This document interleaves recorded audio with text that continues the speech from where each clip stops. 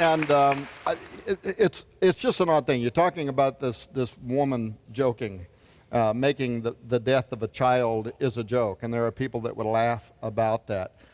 It really disturbs me, where as a country, we have been going for a while, right? And the extreme leftists are completely out of their mind. They really are.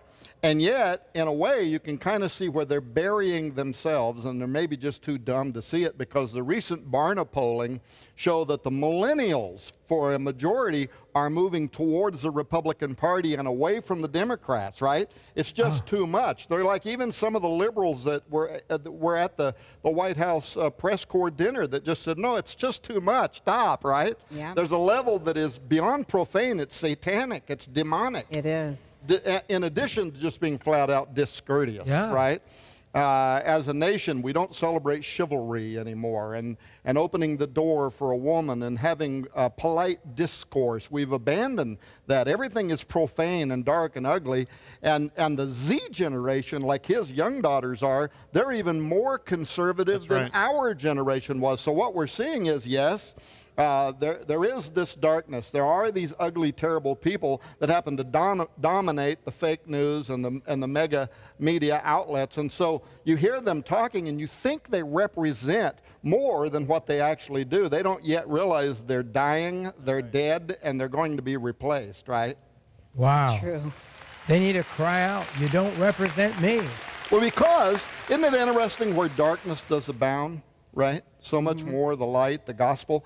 That as we move into the end times, both actually become predominant. On the one hand, you have this great tribulation. You have the threat of chaos. You have the threat of a pestilence. You have bioterror. You have all that's a possibility. An EMP weapon from North Korea. By the way, I don't trust this thing with North Korea very much at all.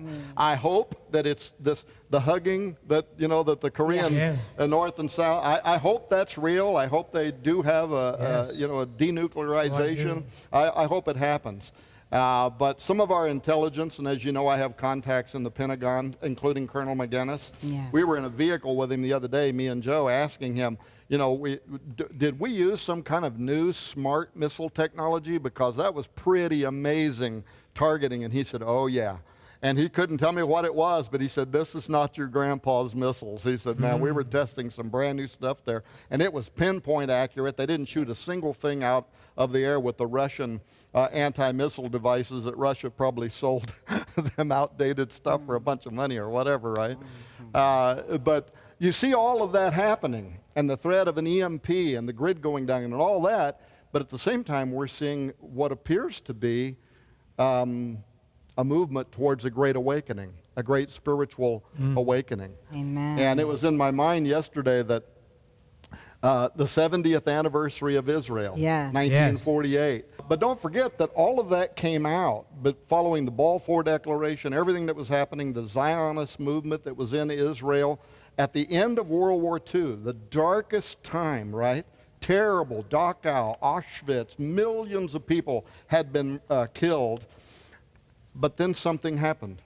America got involved. The people with the right kind of hearts got involved. They said no further, and they invaded, and they got these Jews all out of the prison camps, right?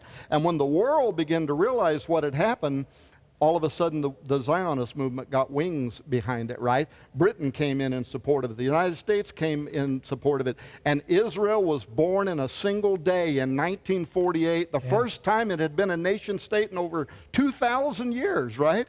It had been dispersed. It was a fulfillment of prophecy. And yet Matthew 24, the parable of the fig tree, Jesus said, when you see all these things begin to come to pass, know that generation will not pass away until everything has been fulfilled. And according to Psalms 90, a generation is between 70 to 80 years. So we are literally celebrating the 70th anniversary of 1948, and if you take Jesus' words literally, that generation will not pass away until all of these things have been fulfilled.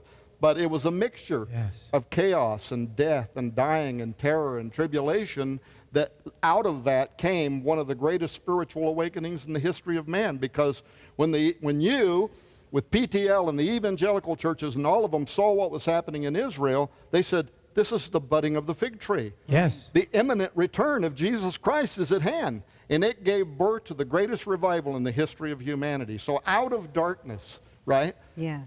That's what the 70 years reminds me of.